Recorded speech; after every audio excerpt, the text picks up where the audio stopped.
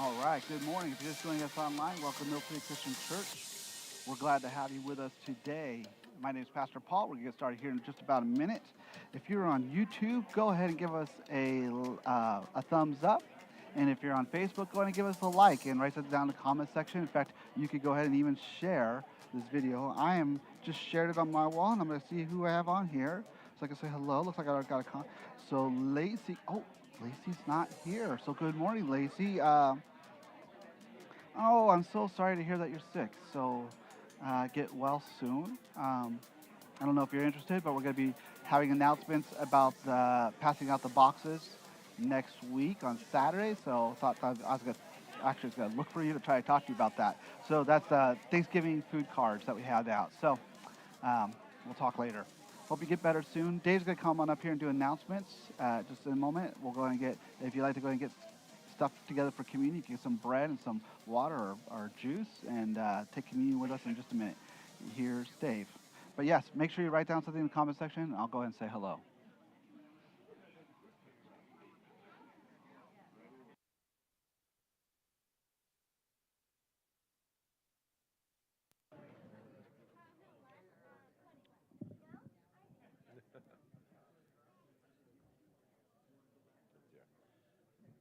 All right, good morning, everybody. Good morning. Beautiful day inside, beautiful day outside. We're glad you're here. Just everybody online, good morning, and may you be blessed again here at Mill City Christian Church. Just three announcements, pretty quick ones here. So we need some volunteers, food box volunteers, Saturday, November 22nd, so coming up here. There's different shifts. There's a 10 to 12 and a 12 to 2 at the Presbyterian Church. They're looking for people to help pass out the gift cards. I think they've changed that over the last few years. Instead of doing all the big food boxes, it's easier for them to do these cards, and then the people can get their own stuff there. But contact Paul if you're interested in volunteering your time. That's pretty easy, just a 2-hour shift, and that's at the Presbyterian Church on November 22nd. The adult Christmas party is coming up on November 14th. That's coming up before we know it. That'll be at 5 o'clock here at the church. We do lots of fun things there. We'll try to keep it a little shorter. Last year, I'm going to ask, it's not up yet. I will have it up next week, I promise. But please sign up if you're going to. We don't care how many come, but last year we had like 30 on the list and 45, 50 showed up. And that changes things a lot. And it makes things a little longer and stuff like that. So we don't care if you're going to come and invite someone. That's great. Just let us know ahead of time. When did you say it was? The 14th of December this year. This Anyway, bring a finger food or something like that. Snack on some stuff. And do a white elephant type gift or something, maybe 15, 20 bucks or something like that. Used to be, $5 to $10, but I'll tell you, with inflation and tariffs, I don't know. But anyway, that's a side joke. And if you need some child care, again, mark that back there, and we'll have some child care and some stuff for them going on. And like I said, reach out and invite someone. And I guarantee you'll be laughing. We all laugh at each other, and yet we have a great time out there. That's, again, on the 14th. The Ladies' Christmas Craft and Sock Exchange coming up here on the 7th. That's the week before. 2 to 5 o'clock here at the church. Bring a dish to share and a pair of wrap socks or slippers. There is a $10 craft fee, but please, and it's backed by the communion cups and stuff, please sign up so we know who's coming and get that in. This is for ladies 15 and older, okay? So they always have a great time at that. And again, we have a lot of activities going on. We just like to know who's coming so we can be prepared and step out of your comfort zone and invite somebody. Okay, any other announcements? 2-minute meet and greet.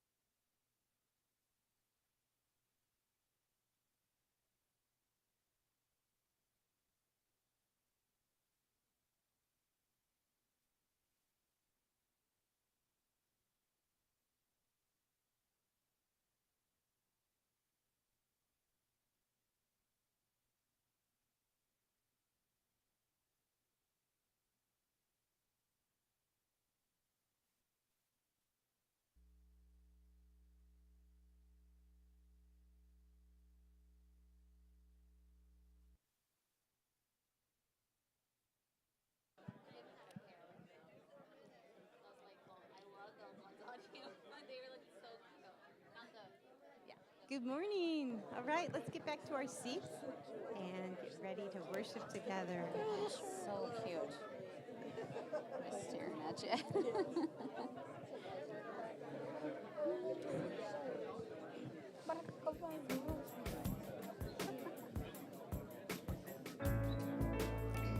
Please stand with us.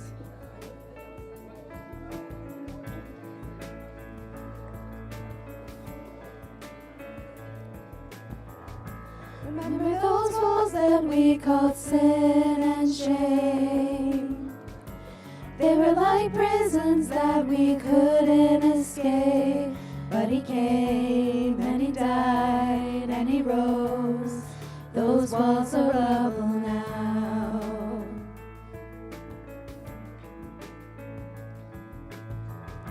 Remember those giants we called death and grave?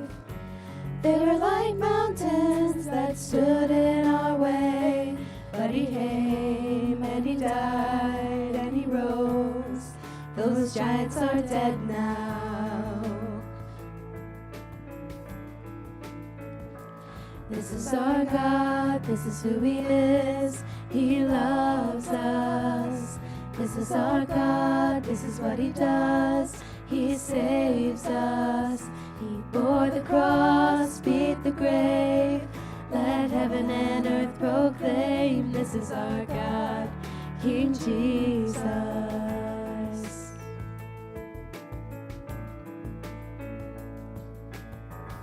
Remember that fear that took our breath away. Faith so weak that we could barely pray. Every word, every word, every whisper.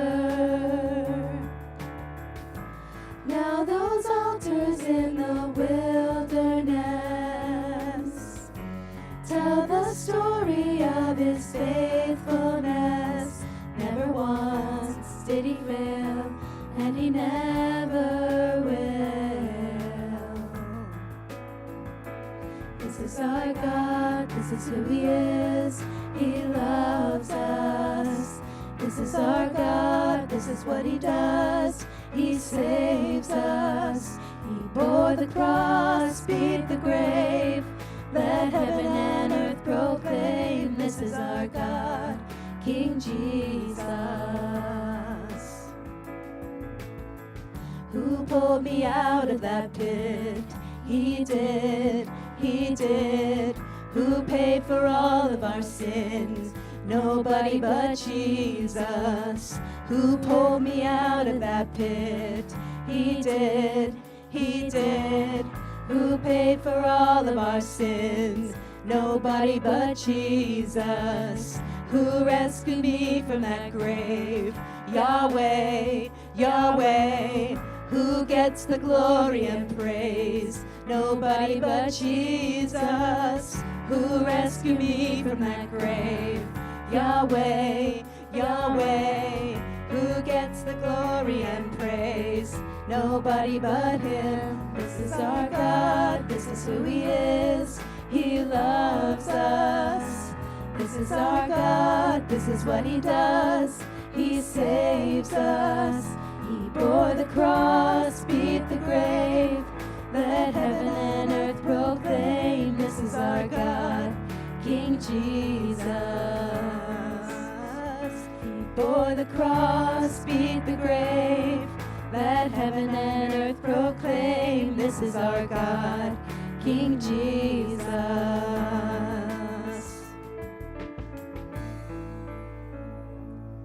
Who by his own power makes a way out of no way, out of the darkness into the light of a brand new day.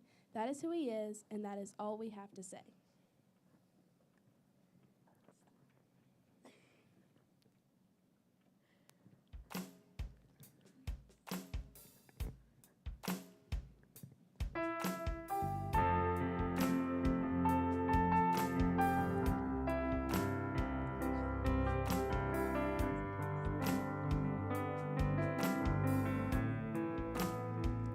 You are here, moving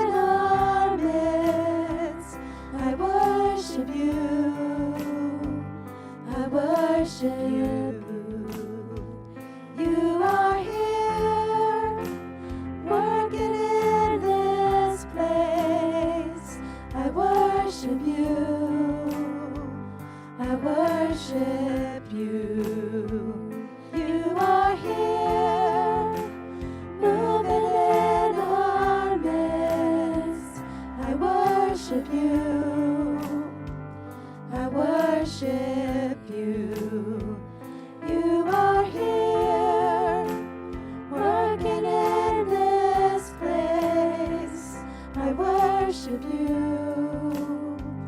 I worship you. You are waymaker, miracle worker, promise keeper, light in the darkness. My God, that is who you are. You are waymaker, miracle worker, promise keeper, light in the darkness.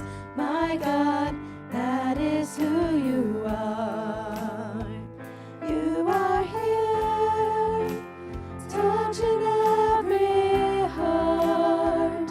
I worship you. I worship you. You are here, healing every heart. I worship you. I worship you. You are here, turning lives around. I worship you. I worship you. You are here, mending every heart. I worship you. I worship you. You are waymaker, miracle worker, promise keeper, light in the darkness. My God, that is who you are.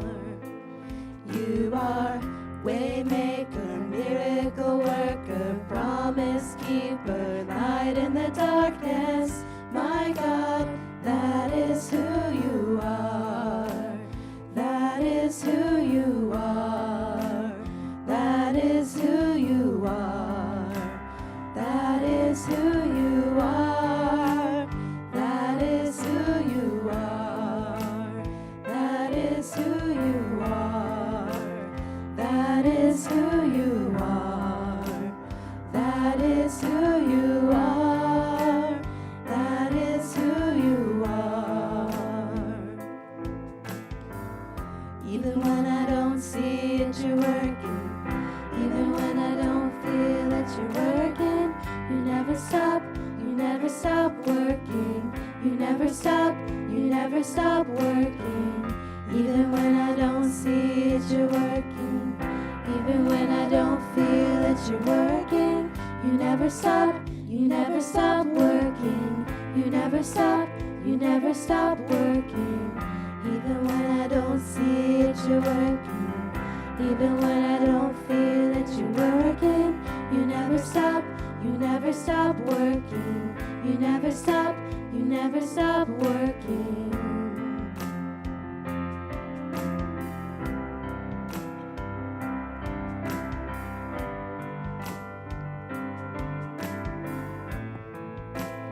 That is who you are.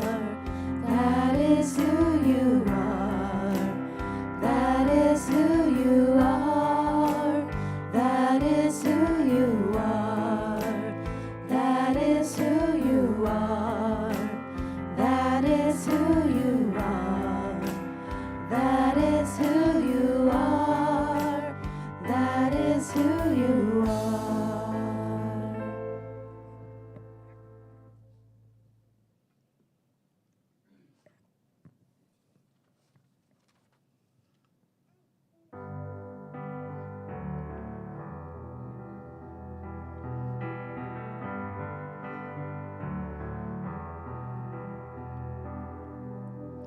Grander earth has quaked before, moved by the sound of his voice, and seas that are shaken and stirred can be calmed and broken for my regard. And through it all, my eyes are on you. And through it all,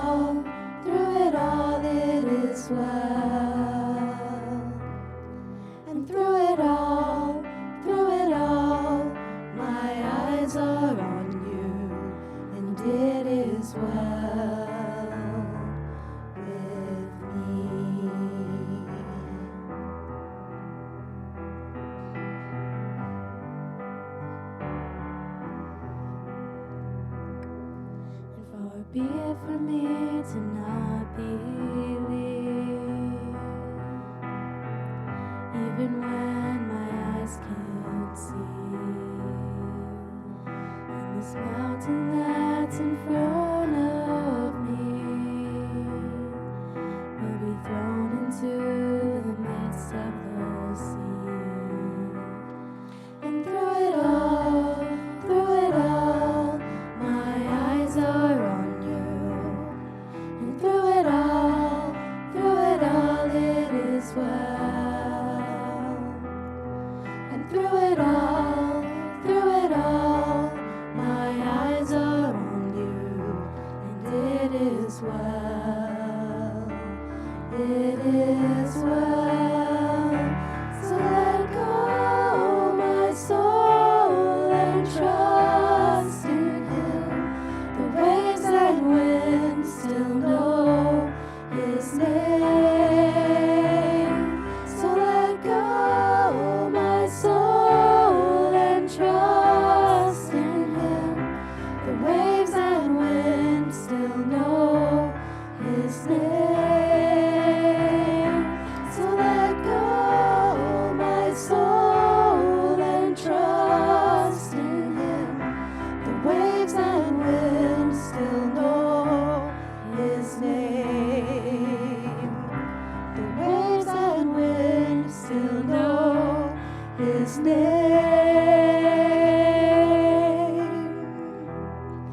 And it is well with my soul. It is well with my soul. It is well with my soul. It is well. It is well with my soul. It is well with my soul. It is well with my soul. It is well with my soul. It is well. It is well with my soul. It is well. It is well with my soul.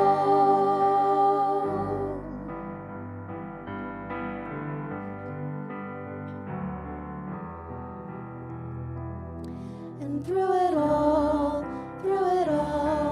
my eyes are on you. And through it all, it is well. And through it all, my eyes are on you.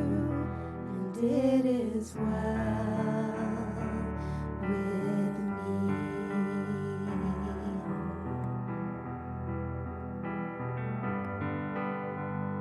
Thank you. You may be seated.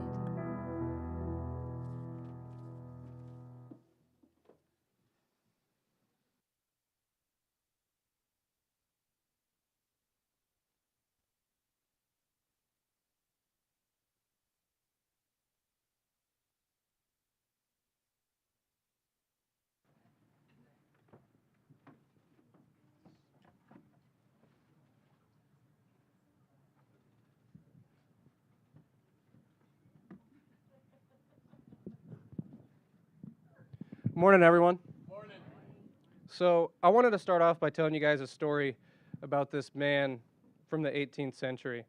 And so he was a English sailor who worked for many years on a slave ship and ended up becoming captain at one point. However, he was a little rebellious when he was in the Navy and ended up being chained to the deck of one of these ships in the midst of a violent storm. And so he cried out to God to spare his life, and he survived. He eventually left the slave trade to become a pastor. And so this man, John Newton, later wrote one of the most recognizable worship songs that many of you very well will know, Amazing Grace. And so I just wanted to read a couple verses from Ephesians as well. It says, "As for you, you were dead in your transgressions and sins, in which you used to live when you followed the ways of this world and of the ruler of the kingdom of the air, and the Spirit who is now at work in those who are disobedient." Later goes on to say that, "But because of his great love for us, God, who is rich in mercy, made us alive with Christ, even when we were dead in transgressions, and it is by grace that you have been saved." And so we often put up walls against God in our daily life.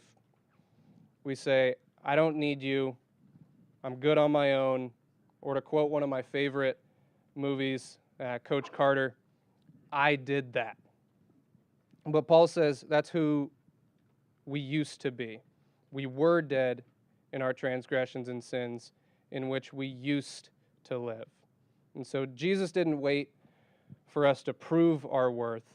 And so like the song Amazing Grace goes, it says, "How sweet the sound that saved a wretch like me." And so as we take communion today, I just want you guys to remember that the sacrifice that Jesus had on the cross to pay on our behalf. And so as we take this bread together, remembering Christ's body that was broken for us. And so if you don't mind, can you take the bread and eat?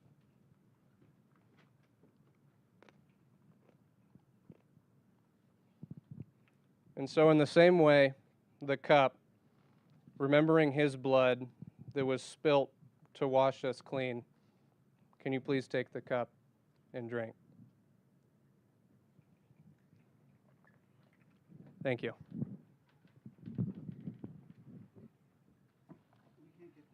Hmm? Let's stay there for a second. Perfect. Can you bring the disco lights back on then? The what?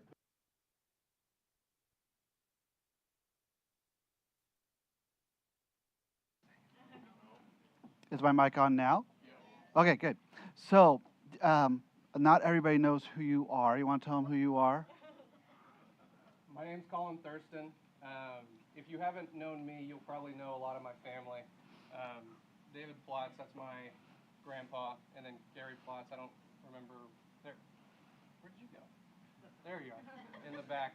He's my uncle, and then Daryl is also one of my uncles. So you might not know me personally. I grew up here in Mill City, but you might know me through my family.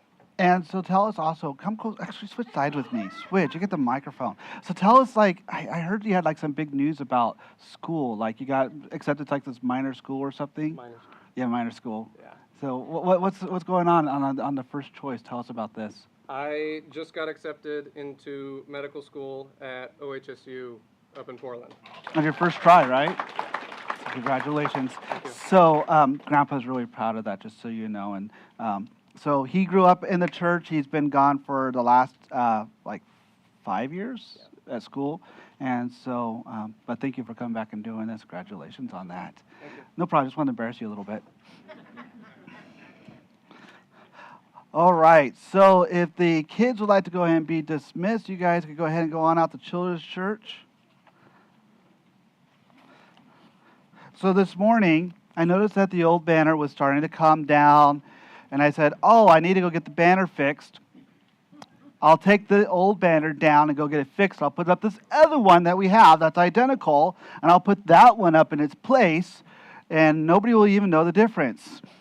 And then it went down and fell off. So I like it. It had been up for like less than 30 minutes, and it already came down. But hey, you know what? That's life, and Anybody like the disco lights that were going on behind that they're changing colors if you can see it? So I thought it looked good. All right, today we're going to be in a couple different books. We're going to be in 1 Corinthians chapter 13. We'll also be in the book of Ephesians as well for just a couple of verses there. So we'll be in Ephesians chapter 5, verses 1 and 2. But let's go to 1 Corinthians. If I speak the tongues of men or angels, or of angels, but do not love, I am a resounding gong or a clanging cymbal. If I have the gift of prophecy and cannot fathom all the mysteries and all the knowledge, and if I have, can fathom. And if I have a faith that can move mountains, but do not love, I am nothing. If I give all I possess to the poor and give over all my body to hardship, that I may boast, but do not love, I gain nothing. Love is patient. Love is kind. Love does not envy. It does not boast. It is not proud. It does not dishonor. Next slide. Jackson. It does not dishonor others. It is not self-seeking. It is not easily angered. It keeps no record of wrongs. Love does not delight in evil, but rejoices with truth. It always protects, always trusts, always hopes, always perseveres. Love never fails, but where there are prophecies, they will cease. Where there are tongues, they will be stilled. Where there is knowledge, it will pass away. For we know in part, and we prophesy in part. But when completeness comes, what is in part disappears. When I was a child, I talked like a child. I thought like a child. I reasoned like a child. When I became a man, I put the ways of childhood behind me. For now we see only a reflection as in a mirror. Then we shall see face to face. Now I know in part, then I shall know fully, even as I am fully known. And now these three things remain: faith, hope, and love. But the greatest of these is love. Flipping over to Ephesians, we have just a couple verses here. Follow God's example, therefore, as dearly loved children, and walk in the way of love, just as Christ loved us and gave himself up for us as a fragrant offering and a sacrifice to God. Let's pray. Heavenly Father, we are grateful this morning just to be here, to worship you, to sing your praise, to give glory to you this morning. That you are the God who loves and calls us to love and imitate you. So let us love you and love others. As we wrap up this series, Lord, I pray that you would just challenge us to be more like you, that we would challenge each other, that we would encourage one another, and that we would just seek you out. That we think of those right now that we need to start loving more. Maybe we need to start talking to them about who you are, Lord. Maybe we just need to reach out and say, hey, how are you doing? And maybe we just need to give somebody a hug who's hurting, or celebrate with someone who has such great things going on. Just let them know that they are loved and celebrate with them. Be with our friends in our valley here, our canyon. With our friends in Gates, the churches up there, here in Mill City, in Lyons, and in all of our community, Lord, I pray that every believer would proclaim who you are. In Jesus' name we pray. Amen. So today, we're finishing up Love Like Jesus. And let me tell you about a couple of people who I think that you might know about. The first one I want to talk about here is a gentleman named Alfred Nobel, as in the Nobel Peace Prize. In 1888, there was an obituary that went out. It was supposed to be for his brother, but they made a mistake. And in France, they ended up printing an obituary for himself where they referred to him as the Merchant of Death. He had created dynamite. And dynamite was now being used in war. And he was profiting and he was getting rich off of something that was being used to kill others. Seeing this obituary, it horrified him. He said, I don't want everybody to remember me as a merchant of death. And so he decided to change his legacy and changed his will. He says, here's what I would like to do. I want to create an organization where people that are focusing on peace, people that are focusing on science, and people that are focusing on humanity and doing good for others are recognized, and we'll give out an award called a Nobel Prize to them, Nobel Peace Prize, Science Prize, or Humanity Prize. We'll give out a prize to them. And that's what I want to be remembered for. Not for the dynamite, but for honoring those who serve people, serve mankind, humanity. He changed the way in which he's remembered. Even today, like when I first thought about him, I didn't know what the Nobel Peace Prize was for years, but then I found out about that he created dynamite, and I think about which one weighs more in my mind. Do I think about dynamite as much as I think about the Nobel Peace Prize or the Nobel Prizes that go out in science? Those are the ones that I remember him by. There's also another gentleman, D.L. Moody. D.L. Moody is a famous pastor, and in 1871, the Great Chicago Fire went through, and it destroyed his home, and it destroyed his church. And he walked through it, and he said, everything that I have, all the physical things I have been destroyed. I have lost everything, but I still have my heart to love souls. He didn't let the fire define who he was. He continued to reach out and draw people to Christ. Both men saw that life's worth isn't what we build, but on rather who we love. And we remember them for what they did and who they cared for, more so than just the buildings. I don't know what building D.L. Moody worked in. I've never seen it. I've never been to it. I don't care about it. But I do know about the man and those he cared for and his heart for Christ. On your outline it says, a legacy isn't building on awards or achievements. It shows up in people and the people we love. Our journey will end, but love will not. It's after 41 days that the real test begins. One of my friends here today asked me, he was looking at the outline, what is this 40-day stuff? Well, let me explain on that. I'm happy he brought it up because I was going to explain it, but he made sure that I really make sure I hit this. We have been doing Love Like Jesus for 40 days. We started this journey 40 days ago. We had the devotional books. We had the memory verses. We've had the small groups focus on it, the sermon series. Our podcasts have been on it. Our social media has been on it. And our blogs have all focused on 40 days of love.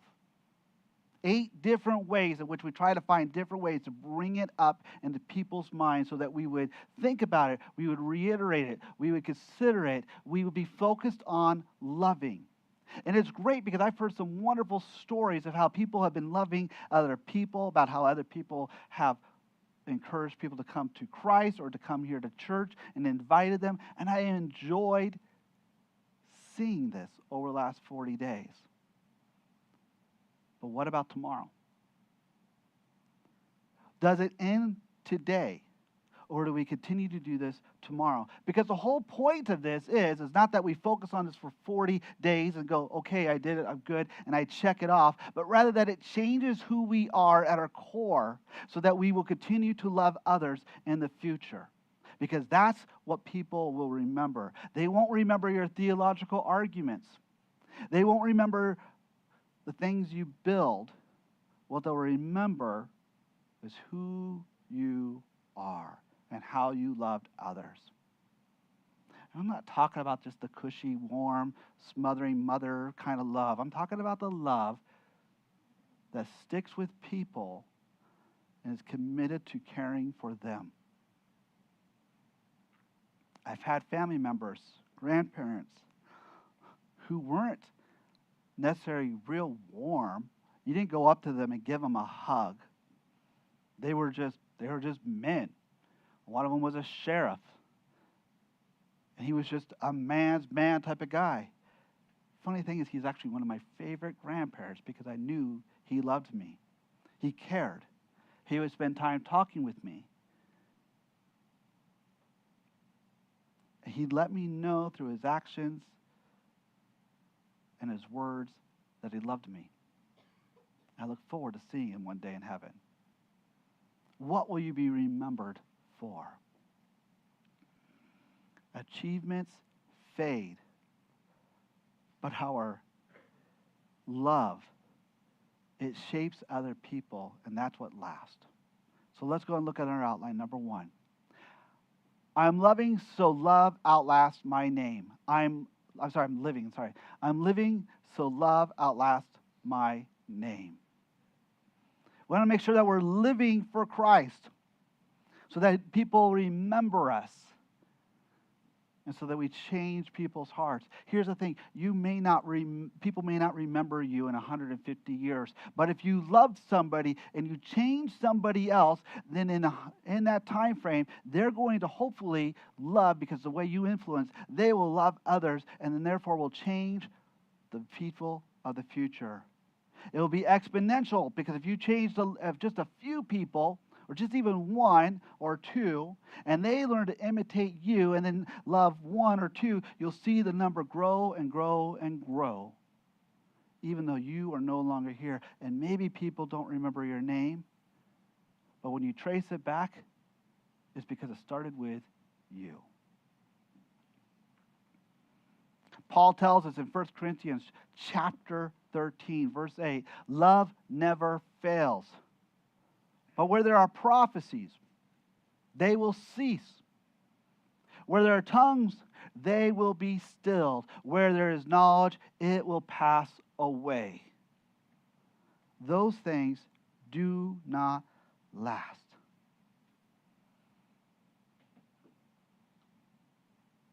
But where we have faith and we care for others, it will become sight. As we stand before God and as others witness who we are, people will see that love. They'll see the hope that we carry with us. And it'll keep changing lives. He goes on to write in verse 13, and these 3 remain: faith, hope, and love. But the greatest of these is love.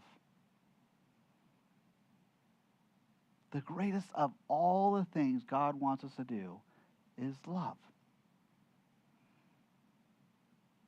Not Hallmark love. Hallmark love is cheesy. Okay? And I've talked about Hallmark love, but it's been a while, so I get to have some fun with it again, to make a little fun of it. Hallmark love is this, okay? Here's what Hallmark love looks like. Somebody was at a rich company and they left, or somebody lived in a small community and they left, or somebody built something and now is struggling, and so they're still there, but somebody else comes back to the town that they were at. Now, this could be a coastal town, it could be a country town, it could be a small town. In Vermont. And they meet this other person, and initially they don't like each other, right?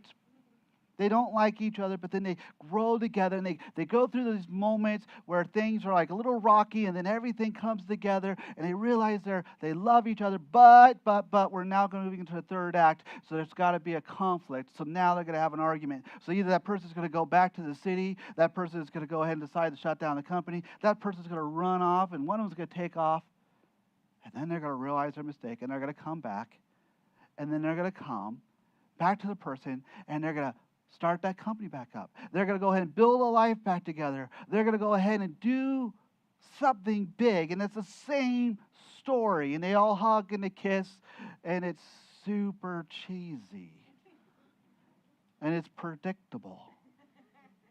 But I really can't say much because so are most action movies, and I really don't care. As long as something blows up and the bad guy dies, I'm happy.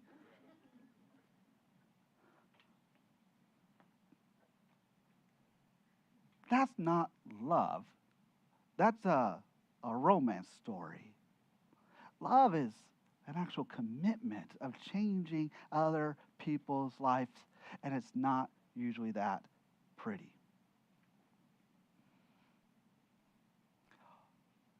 On your outline, it says, all we carry into eternity is how we treat people. If your gravestone read, they loved well, that would be enough. What do you want on your gravestone? What do you want people to remember? You're not going to live forever, and I definitely know that the older you get. I knew intellectually when I was young, eventually I was going to die, but that was a long ways away. Now that I'm at middle age, I'm like, no, it's getting closer, and I kind of see it. And I imagine as I get closer and closer, it becomes more of a reality. So what do I want to be remembered for?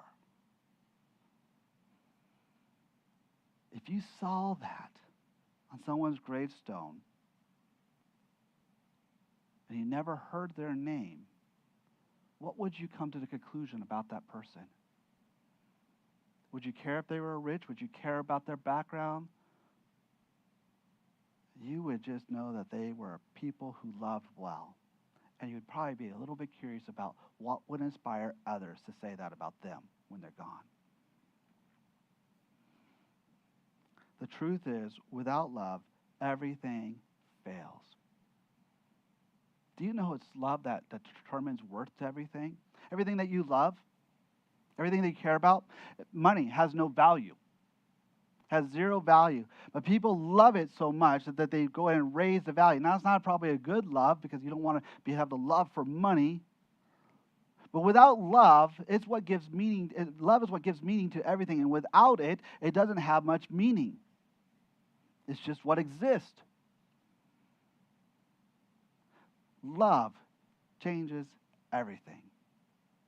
And so that's why Paul writes in 1 Corinthians chapter 13, verses 1 through 3, he says these words, "If I speak in tongues of men or of angels, but do not have love, I am a resounding gong or a clanging cymbal." Go and stop there for a second. Go back.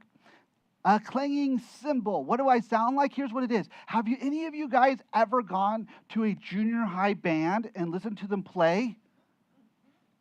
You go to a junior high band, right, and then you hear them. This was their first performance, and they worked really hard on this, but they're all brand new at these instruments, and you hear them play, and you hear the clanging of the cymbals, and that's what it sounds like. If you can speak tongues but you don't love, you sound like a junior high band playing cymbals and clinging, and it doesn't generally sound that good. Yes, thankfully they get better. Everybody's got to start somewhere. And yes, we all have to go to those performances and cheer them on, because if they don't get cheered on, they get burned out.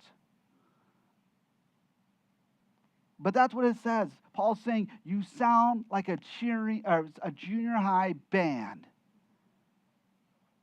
if you don't love. It's just noise. Verse 2. If I have the gift of prophecy and can fathom all the mysteries and all the knowledge, and if I have faith that can move mountains, but do not love, I am nothing. If I could tell you about the future, if I could move mountains, but I don't love, then there's nothing. If I give all I possess to the poor, All I give, and I give over my body to hardship that I may boast, but do not love, I gain nothing. You could do all kinds of great things in the world, but if you don't love, it doesn't amount to anything. What is your life built on? Is your life built on, look at me, I am a performance, look at my pride and the great things I have done? Or is your life about serving even if it is unseen? I imagine that when I die that I'll have a few people at my funeral because I've had some relationships with people and got to know people. I do not imagine that I will be remembered by many in 100 years. I'm okay with that. Because it's not about me. It's about changing people's hearts. Now, when I enter the kingdom of heaven, my desire is that I see more people there. So many more people that I was able to impact in a positive way and that I loved. That's what I look forward to. Not what happened here on earth on this side of death, but rather what's on the other side of death, and then being able to sit with people and talk about how we impacted each other in positive ways. There's a couple that I love, that I look forward to meeting. In fact, one of them I think is still alive, and I haven't been able to see her, and I might be able to go see her if she's still alive in the spring.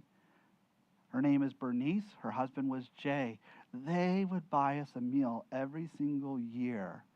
I think it was like spaghetti and stuff. They'd buy us a spaghetti meal. It may not seem like much. It wasn't probably a huge expense, but it was so nice for my wife and I. She didn't have to cook, and we just got to bring home this meal. They did this every year. We knew them. I look forward to sitting down with Jay and Bernice and getting to know them. Because at that time, I think Jay was in his 90s, and I was in my 30s. But they had a huge impact on my life, something that I look forward to imitating as I get older. How are you living your life? Verses 4 through 7 in 1 Corinthians. Love is patient, love is kind. Love does not envy, it does not boast, it is not proud. That's what love is not. It does not it does not dishonor others. It is not self-seeking. It is not easily angered. It keeps no records of wrongs. But here's what love does. Love does not, still part of that, sorry. Love does not delight in evil, but rejoices in truth. Here's what it does. It always protects, always trusts, always hopes, and always perseveres. It stays when it wants to leave. It's kind and good when it is tired. It forgives instead of getting even. It perseveres when you want to stop. That's what love does. So what do we do? Number 2 on your outline. I keep loving when it costs me. I keep loving when it costs me most. That's right. When it costs me most. I keep persevering. I keep pushing. Even when it's difficult, even when I am tired, I am going to persevere. Perseverance, we love those stories of perseverance. Those stories of underdogs that have gone on and they persevered despite everything being against them. There's a movie called McFarlane. It's in the Central Valley of California. Oregonians, I think we know what California kind of looks like. But I know that people who come to California, they just thought California was just long beaches and coastlines and beautiful. And they all forgot about the Central Valley, which is the armpit of California. It literally stinks. It literally has this thick air. Like we used to joke in Bakersfield, if I can't see that air, I don't trust it. If I can't cut it, I don't trust it. That's what the air was like. It was always brown. I could not see the mountains around me. That's why I still love when I came here to Oregon in wintertime in December. My wife and I got off the plane, started meeting people, and they're like, we're so sorry you came during our ugly season. And I was like, your ugly season is better than our prettiest season, Bakersfield. Don't worry, you're good. That's my favorite thing that anybody ever told me. But in McFarland, they had this team that wanted to run cross country. This one coach, and he started putting together a team, and over time he was able to create a team, and they were able to compete and win the state championship, and they were known for this achievement because here's a small Hispanic community. Now, I grew up, my last name is Luna, so I just want to be clear on this one. Got a Spanish background. My family members, I have people who are Spanish and Mexican, which there's a difference, and they fight about it. I don't care that much. But I'll let you know, all the people of the Mexican descent, they're like this tall to me, okay? They're not big, tall people. I have a nephew who's like 6'2" or something, and he is the freak out of everybody that I've ever known that is fully Mexican. He is huge. I'm like, man, you are so off from everybody else I know, because everybody else I know is this tall. So they don't have these long legs, but they worked hard, and they had the stamina to continue to keep running when others didn't. And we love the story. There's a movie called McFarland. It's got Kevin Costner in it. Just so you know, we used to joke every time we drove by McFarland, we always called it McFartland because it had a bunch of cows around there and it smelled like it. So you knew when you got to McFarland because, oh, it smells. There's the cows. McFartland, here we go. But they were known for persevering. We like those stories. Think about the movies that you care for, the underdogs, that the person perseveres. We love those stories. There's a woman named Florence Chadwick in 1952. She decided to swim from Catalina Island to the California coast. It was about a 20-mile swim. And she started off her swim, and as she was going, the fog got really thick to the point she couldn't see the support boats around her. And she got tired, and she got winded. And so she gave up. So they picked her up in a boat, and they took her to shore, and she found out that she was like a half a mile away, that she had swam 19 and a half miles. But she didn't persevere. And she had said that, made these comments, if I could have seen the shore, I might have made it. She recognized that having a vision, something that she could see and focus on, helped her continue on. But when that vision became blurred, she stopped persevering. So she went back and she did it again. Let me see, it was 2 months later that she went back and did it again. And she kept her eyes on the shore and kept a vision of where she wanted to go, and she persevered. What is your vision for your future? What is it you want your life to look like at the end? Because you need to know where you are going in order for you to get there successfully. Otherwise, you can just point in any direction and get to any old where, but it may not be where you want to be. If you're young, set your vision now. If you are middle-aged, set your vision. If you're at the end of your life, still set your vision of where you want to be and how you want to be remembered. Because it's never, ever too late to change where you want your life to end. And you get to make that choice. Maybe you don't get to decide if you're rich or where you live, but how you live and who you are, you decide. What do you want that to look like at the end of your life? What do you want your gravestone to say?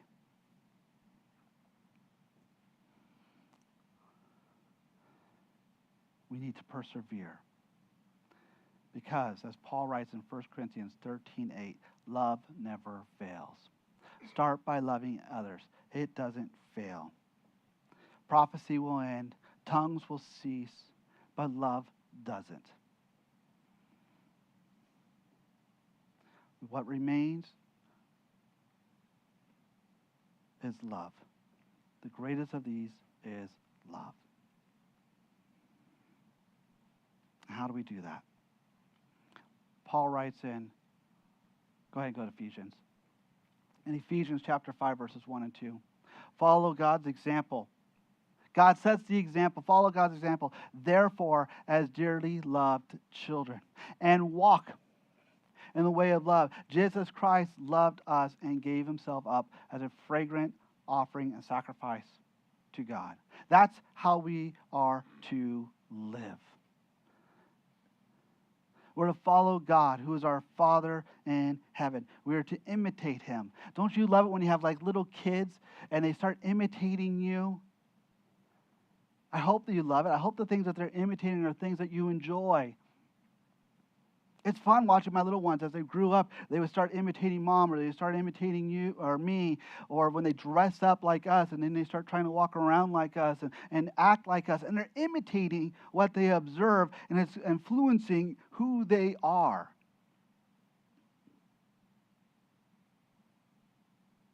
We imitate our Father. There was a story I just recently read where I guess the little girl said, well, why do we imitate our father? And the father's response is, because your brothers wouldn't be a good thing to imitate. Do you want to follow after them? We get to choose who we imitate. Who are you choosing to be like? Remember, who you are choosing to be like is going to influence those who observe you and influence them. And who do you want them to be like? On your outline, it says, we walk in love because we carry our Father's heart. Walking is a steady obedience, not a brief emotion that requires daily commitment. Jesus didn't feel like dying.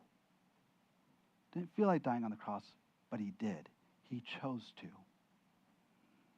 He made that commitment. Because, again, it goes back to 1 Corinthians chapter 13, verse 7. Love. It always protects, always trusts, always hopes, and always perseveres. Jesus made a choice each day to protect us, each day to allow us to trust him. He trusted his Father. Each day he chose hope. Each day he chose to persevere, because that's what love does. Even when his friends would leave him or fall asleep, even when others mocked him on the cross, and even when the soldiers pierced his hands and his feet to put him on the cross, he chose love. On your outline, love keeps going when no one sees. That's real faithfulness, not performance. Love keeps working when feelings fade. Yes, it gets tiring to love.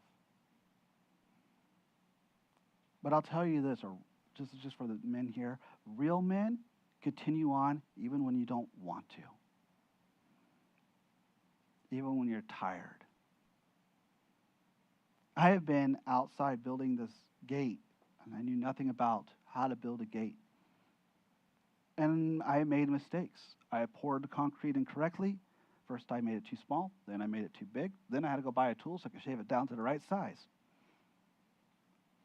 There's been times I worked in the rain, times I come in wet, cold, miserable. You can't see it, but there's like all these little nicks on my hand. Actually, some of them healed up. That's kind of nice. Someone shook my hand today. They didn't realize they squeezed so tight that it ripped open one of the wounds. I was like, Didn't say anything. It was not a woman's hand, just so you know. It's not the hands are like, hey, how you doing? Crush. So I wanted to give up. I wanted to stop. But a real man committed to doing what I needed to do, and this is what I needed to do for my family. A real man commits to loving others because that's what's needed, because that's what Christ did for us.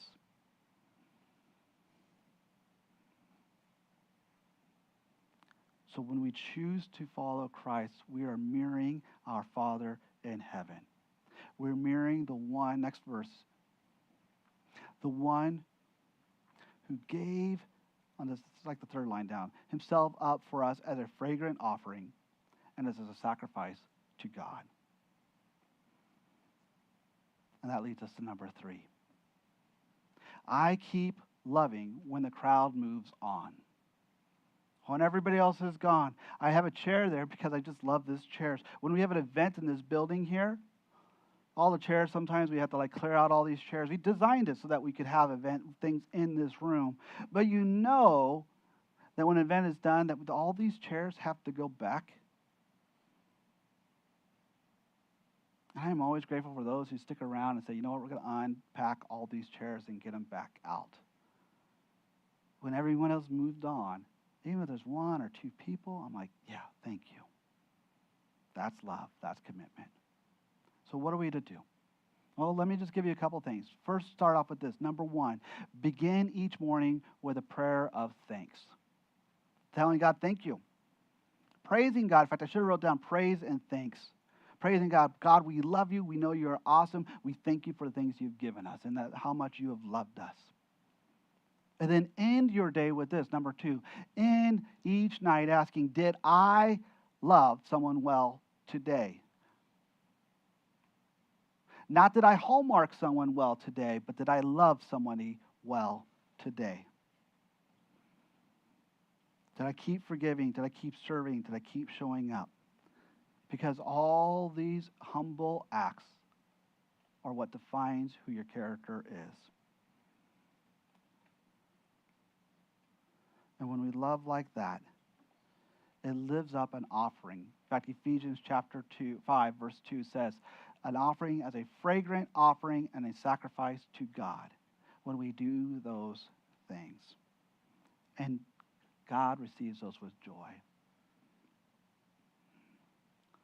Alfred Nobel, D.L. Moody, recognized that fire was not going to be what defined them. Fire did not define them.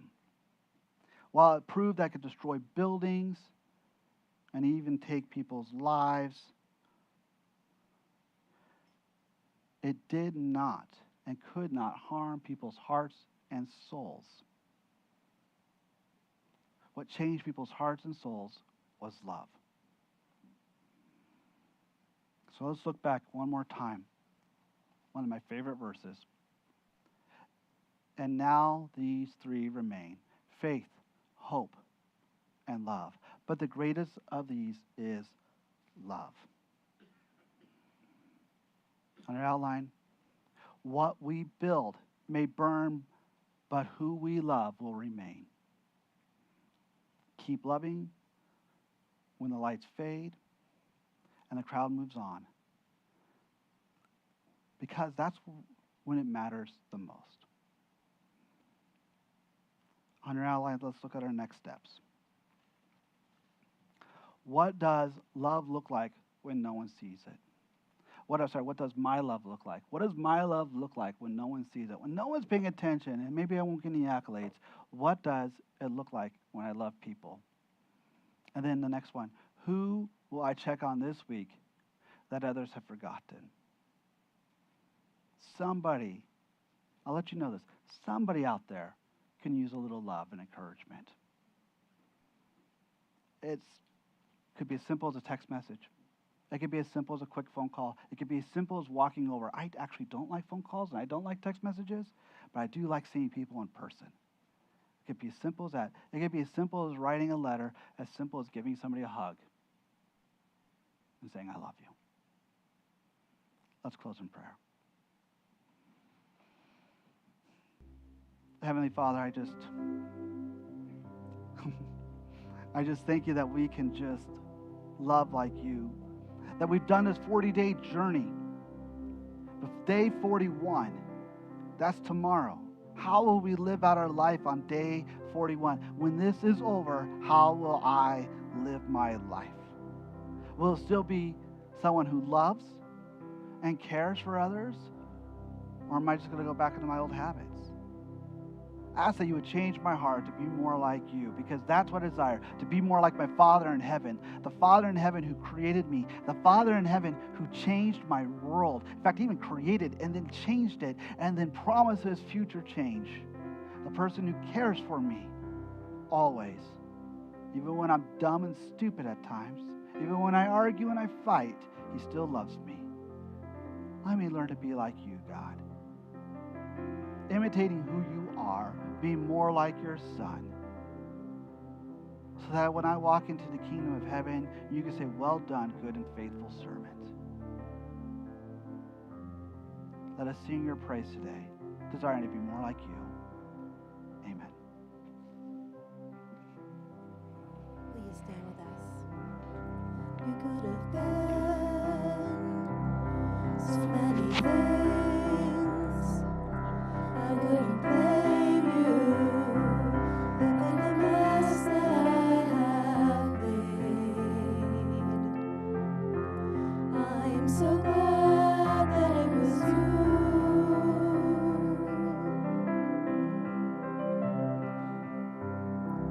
Answered prayers I never prayed, promises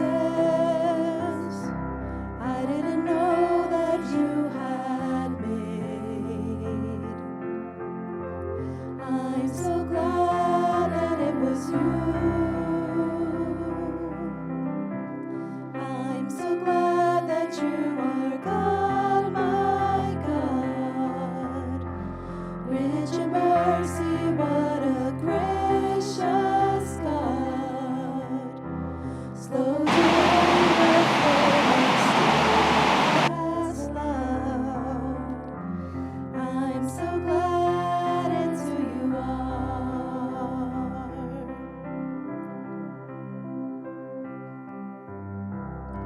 You could have been so many ways, but in your kindness, you're reintroducing me to things, and I'll take that any day. I'm so glad that you are God, my God. Rich in mercy, what a gracious God. Slow to anger, full of steadfast love. I'm so glad it's who you are. Some tread lightly, but I come boldly. Something about you is making me holy. Some tread lightly, but I come boldly. Something about you is making me holy. Some tread lightly, but I come boldly. Something about you is making me holy. Some tread lightly, but I come boldly. Something about you is making me holy. You're making me holy.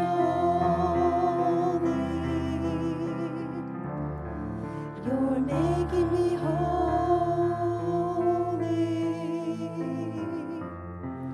You're making me holy.